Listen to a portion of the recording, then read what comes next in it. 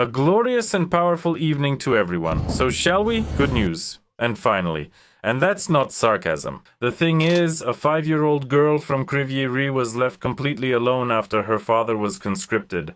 By the way, it's the hometown of Volodymyr Zelensky, and he was released by human traffickers. Let's talk about this now. Of course, we'll talk about many things, about the strike, about everything else, but first, finally, some good news, which we haven't had in a long time. So, it all started when the father of a 5-year-old girl was detained by human traffickers, without paying attention to any documents or anything else. And the head of the kindergarten took her in for a while so the child wouldn't be sent to an orphanage. For that, by the way, thank you and respect. That's the story in short. Our issue wasn't resolved. The father wasn't released. So that the child wouldn't be left on the street, I took her in so she would have the opportunity to spend the night in bed with her toys. And tomorrow we will continue to sort out the issue regarding YIB. She says that she took her in so the girl would at least have the chance to spend the night in a bed with her toys. And tomorrow, that is, today, or maybe it was already the day before yesterday, they will continue their efforts to free the father. Everything worked out, and by the way, you can watch the longer version of this video on my Telegram channel, right here on my Telegram channel. Point your phone or tablet camera at this QR code and you'll go straight to the Telegram channel, or you can find it here in the video description. For those watching from smartphones or tablets, here's the direct link right here. So, what do we have here?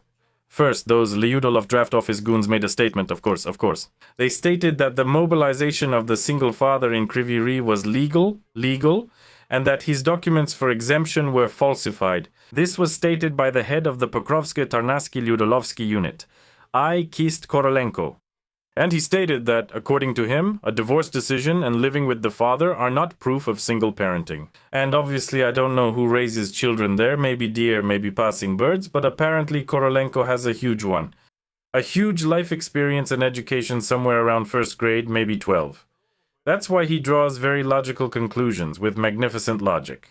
But fortunately, the father was released after many people intervened, and now the girl is already happy with her father, and they are currently preparing all the documents so that the father can remain free.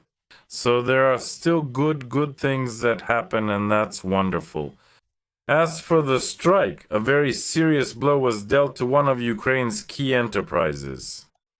And now I'll show you this news as well. The thing is, the Russian Federation struck the Snezhnaya Panda toilet paper warehouse, and now Ukraine is without this key product. And the Russian missile strike on the Odesa region, which was really severe, no sarcasm here, led to the deaths of 2 people and injuries to 13 more. One of the strikes hit the territory of the Snezhnaya Panda enterprises, and as a result of a large fire, part of the production facilities and warehouses was destroyed. Here it doesn't show how the firefighter is working. Sorry, this is the fire being extinguished in that very children's area. And then, what else are they telling us? On July 1st, Snezhnaya Panda reported the consequences of the attack on its factory on its Facebook page. The enemy, as the Snezhnaya Panda representative says, launched a missile strike that caused a major fire, which essentially destroyed part of the production and warehouse facility.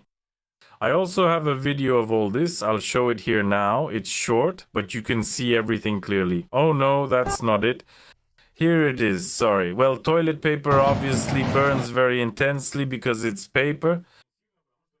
It's cellulose, which reacts with oxygen in an oxidation reaction that releases heat. And that's exactly what's happening here. There's a victim, they say, and now what? Will Ukraine be left without supplies of such a much-needed product for some time? The Snezhnaya Panda representatives say thank you for the support and we move on. Here, Tsersky confirms his own words, which he mentioned in the previous video, about Russia planning an offensive in the Chernihiv region. Currently, Ukraine's commander-in-chief says the Russian command is considering various options for an offensive against Ukraine, and most likely he specifically mentioned an advance in the north into the Chernihiv region from Bryansk. He says that all of Ukraine has no reason to fear an offensive from the direction of Belarus, even though Lukashenko himself said that no one is planning to attack anywhere, and he spoke about his disagreement with the policy of waging war with the help of Belarusians. Tsersky says the following: considering recent events, I don't think the leadership of Belarus will dare to use its own territory and provide the aggressor with a staging ground for an offensive operation. We have everything, we have experience, we have trained crews and prepared troops, so that we are not afraid of actions from this direction. And Lukashenko not long ago publicly appealed to both the Russian and Ukrainian sides, asking them not to drag his country into the war. That's why it becomes easier here. At least there are sensible leaders in neighboring countries, and they are against all of this, but we'll see how things develop. At the beginning of the war, things were a bit different, but as for now, we'll see how it goes. As they say, moving on to next year, 2027, Ukraine might have problems because Italy has consistently opposed NATO's support for Ukraine. NATO was supposed to allocate about 70 billion euros. Let me remind you, for the year 2026, everything has been perfectly allocated, the funds are being used. You don't need to worry here, the fortification structures are excellent, they continue to be built. Wonderful people like the Minister of Foreign Affairs and others are overseeing this, and everyone is also as happy as they can be about this event. As for NATO, there's nothing to be happy about here, because from Rome, Italy is already showing distrust towards Ukraine. Here's what is being said. Lorenzo Maria Pocinia, basically some kind of specialist in Italy, it's a bit complicated, she has only one. A professor at Unidolomiti Belluno. Excellent. Mamma Mia says the following. Rome is increasingly concerned about the phenomenon of strategic overstretch. The risk that NATO's commitments on several fronts, from Europe to Asia, could undermine the alliance's capabilities. There is resistance to the second part of the commitment, which specifies the stability of assistance. It was supposed to state that the Allies confirmed their commitment to maintain at least a comparable percentage of assistance in 2027, but no, that didn't happen. The alliance countries agreed to allocate 70 billion euros for military support to Ukraine this year, in 2026, but they didn't agree on anything for 2027. Of course, it's possible that they'll be forced to reach a consensus. Maybe they'll go somewhere, take a cup, a spoon, a napkin, sit down, have a smoke, come to an agreement, and decide that it's necessary after all. At the same time, they're telling us that it was Italy that opposed fixing these commitments for 2027. There's still a chance tomorrow, July 2nd, as of the time this video is being recorded. But the North Atlantic Alliance is planning in any case to allocate Ukraine an additional $10 to $12 billion in military aid at the summit in Ankara.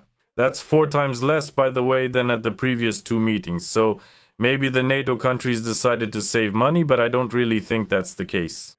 The agenda for NATO for 2026 is gradually shifting towards a broader security concept, covering not only the Ukrainian theater of military operations, but also southern neighbors, the Middle East and North Africa. And the Sahel, sorry, I don't know why I keep saying money. The geography of the problem. In this context, Italy as a Mediterranean power has direct interests in North Africa and the Levant, and this is probably North Africa. The Levant of the Sahara, probably the Levant. Yes. It came to the conclusion that an indefinite commitment to Ukraine would reduce its ability to influence NATO's southern strategy. Well, in general now, according to the NATO Secretary General and this wonderful Rutte, who reminds me of James Bond, they say that whatever Trump does is right. And even when Trump deprives NATO of its fundamental forces, meaning the military from European countries, that's all considered normal. Let me remind you that the US is now gradually reducing the presence of its own troops in Europe. Rutte approves all of this, and it's obvious that probably after all, everything is going as planned. Moreover, 2 years ago, Prime Minister Meloni signed a 10-year agreement with Kiev on the supply of military equipment, which, I remind you, is still in effect and will continue to be in effect for another 8 years. At this time in Ukraine, an immediate victory follows, and happy Ukrainians rejoice that the Verkhovna Rada supported the creation of the Ukrainian Pantheon. And this is Zelensky's initiative. Well, who else in Ukraine could propose such wonderful laws? And it consists in creating a Ukrainian national pantheon as a place that symbolizes the continuity of Ukrainian statehood. At the same time, the project itself could lead to further disagreements with Poland, which again represents Ukraine's interests. Well, in many parts of Europe in general, because Poland is first of all Ukraine's closest neighbor, And secondly, Poland has already provided a huge amount of both financial and practical assistance. Jobs and healthcare for those with temporary asylum status. And now, as a sign of gratitude, Zelensky, you can see for yourself what he's doing, he's arguing with the president of Poland, saying things like, "We're stronger on our own," or making threats like, "We'll strike, we'll bomb."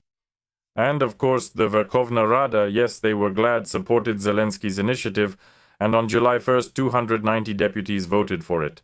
These wonderful people who get a lot of money along with their assistants for doing nothing, they voted for the bill in the first reading, and then 287 members of the Rada approved the document. 3 of them flew to the Maldives because of this, to hold another important meeting. By the way, Zelensky, let me pause for a moment. Zelensky stated that there is intelligence information about Russia preparing for a new shelling. Today, Zelensky is reporting this from Ireland, where he flew for a very important visit. You see, without Ireland, Ukraine simply can't exist at all, so Zelensky flew to Ireland to make this announcement. But I'll just sit here for now, while they're flying toward us. Are they going to bomb us? Says Zelensky.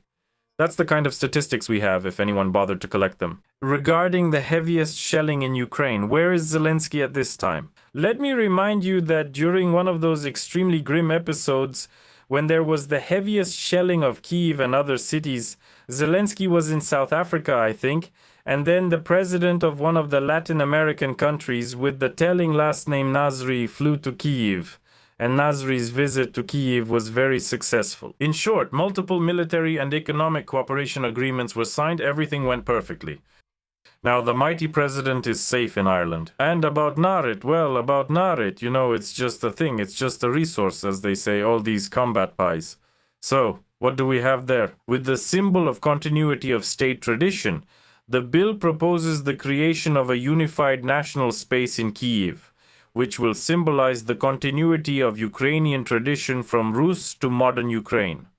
The memorial complex will become a place for the reburial of outstanding figures of Ukraine and the installation of cenotaphs for those whose remains cannot be returned to their homeland, as well as a center for preserving historical memory, patriotic education, and holding state ceremonies. Well, as I understand it, you shouldn't expect Poles at these state ceremonies, and in general, you shouldn't expect Poles in Kyiv at all. I think in the foreseeable future, as they say, either the Shah will die or the donkey will die, so following the wisdom of Khoja Nasreddin, we'll just have to wait and see what happens. Well, and Zelensky said this in order to make sure that the names of all the heroes who fought for Ukraine in different centuries and eras who inspired Ukraine would be united. Blah, blah, blah. Basically, those were the powerful words he said, and honestly, it's just perfect. Now in Ukraine, it's not just him being honored, not just Bandera Street. Now there's also a Bandera Pantheon and all sorts of similar heroes, and that's just perfect. Yeah, well, and by the way, Ukraine also had some difficulties with international relations with Monaco. Suddenly, here we have Italy, Czechia, Poland. Czechia also plans to strip Zelensky of the Order of the White Lion, not the Order of the White Eagle, at the request of a deputy.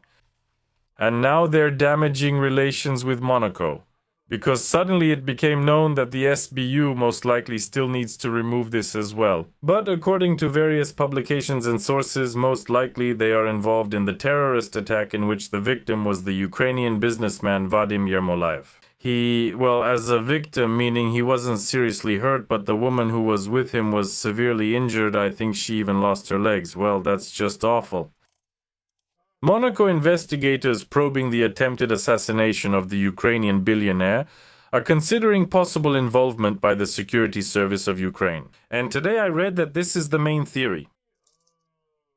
The suspect in this case, this is reported by the French newspaper Le Figaro, citing several informed sources. The attack was more likely a warning than a deliberate attempt to kill.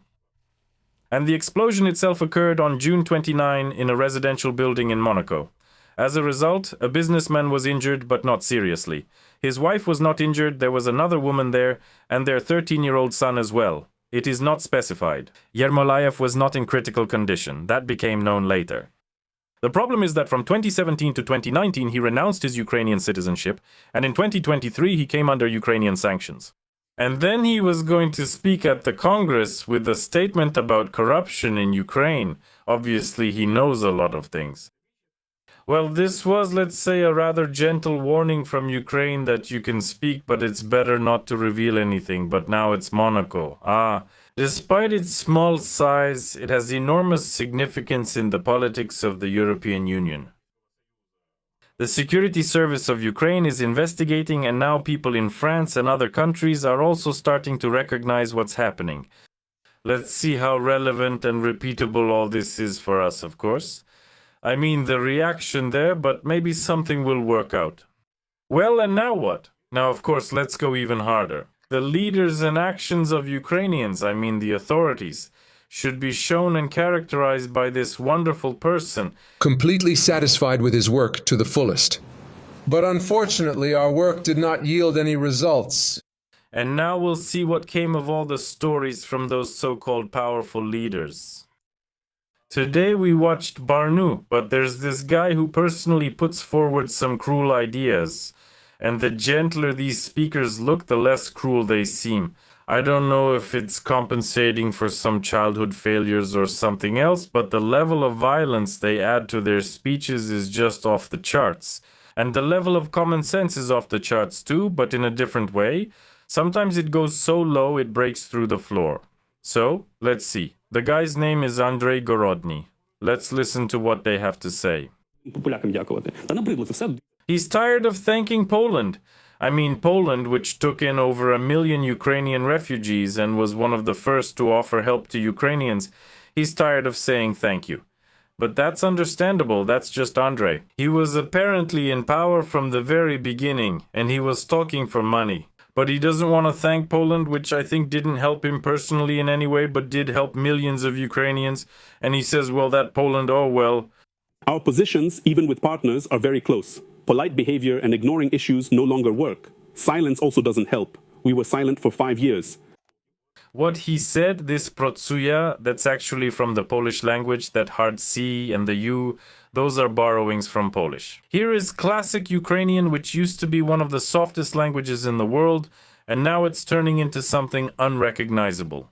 And this person, who doesn't want to thank the Poles, borrows Polish speech to say protsuya. Protsuya in Ukrainian, and they say protsuya. Yes. This person demands protective equipment, including the ones you thought of, and goggles with power. Protection from this penetrating radiation of anti-sanity in action. But I'm curious. Nastya, would you respect this like you do? Which neighborhood do you respect me from? Says Birozuchok. And it's not clear why he should be respected, who he is, what he does. I honestly don't know. If you know, by the way, please write it in the comments. What else does this character do besides traveling between studios, and why does he demand respect, and then Ukrainians too? To tell us what to call our subdivisions. Believe me, it's not for you to decide. It's not for you to dictate exactly who you are in this matter. Maybe not quite, but clearly, in general, he's quite an interesting character, and like I said, the further it goes, the more bloodthirsty his rhetoric gets. These kinds of speeches. Then, who else do we have left? But let's take a look at young Lenin. He's eager to say something here. Here's another important video. Nearly 200,000 military personnel have deserted their units since the start of the full-scale war. Everything is official for us. 800,000 people not, 250, 250, 350. But in reality, it turns out that 800 becomes 80,000, not 250.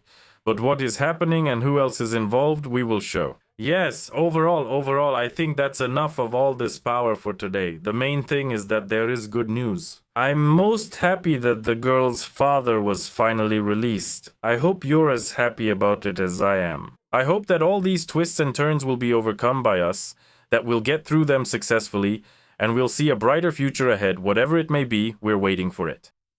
Well, that's it for now. Goodbye, everyone. I've always wanted this war to end, for it to be over as soon as possible.